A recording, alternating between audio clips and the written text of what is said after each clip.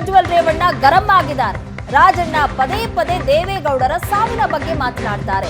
ಕಾಂಗ್ರೆಸ್ ಮನಸ್ಥಿತಿ ಬಗ್ಗೆ ಬೀದಿ ಬೀದಿಲಿ ಜನ ಮಾತಾಡ್ತಿದ್ದಾರೆ. ಕಾಂಗ್ರೆಸ್ಸಿಗರ ಇಂಥ ಹೇಳಿಕೆಗಳಿಗೆ ನಾವು ಕುಗ್ಗಲ್ಲ, ನಮಗೆ ಇನ್ನೂ ಹೆಚ್ಚಿನ ಶಕ್ತಿ ಸಿಗಲಿದೆ ಅಂತ ಪ್ರಜ್ವಲ್ ಹೇಳಿದ್ದಾರೆ. ಜೂನ್ 4ರಂದು ಏನ್ ರಿಸಲ್ಟ್ ಬರುತ್ತೆ ಅಂತ ಕಾದ್ ನೋಡಿ ಅಂತ ರೀತಿ ವಾಗ್ದಾಳಿ ನಡೆಸಿದ್ದಾರೆ ಸಚಿವ ರಾಜಣ್ಣ ಅವರು ಪದೇ ಪದೇ ದೇವೇಗೌಡರು ಸಾವಿನ ಬಗ್ಗೆ ಚರ್ಚೆ ಮಾಡ್ತಿದ್ದಾರೆ. ಇದು ಎರಡನೇ ಬಾರಿ. ಇದು ಎಲ್ಲೋ ಒಂದು ಕಡೆ ಅವರ ಮಟ್ಟಕ್ಕೆ ಇಲ್ಲ ಅವರ ಕಾರ್ಯಕರ್ತರ ಮಟ್ಟಕ್ಕೆ ಹಾಸ್ಯವಾಗಿ ನೋಡ್ಬೋದು.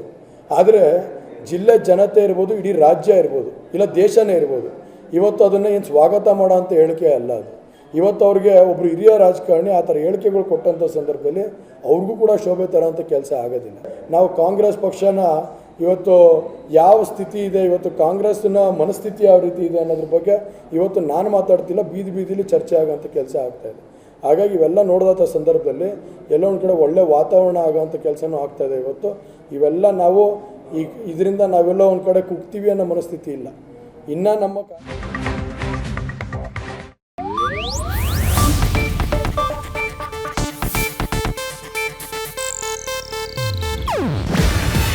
ಇದು ಏಷ್ಯಾನೆಟ್ ನ್ಯೂಸ್ ನೆಟ್ವರ್ಕ್ ಪ್ರಸ್ತುತಿ.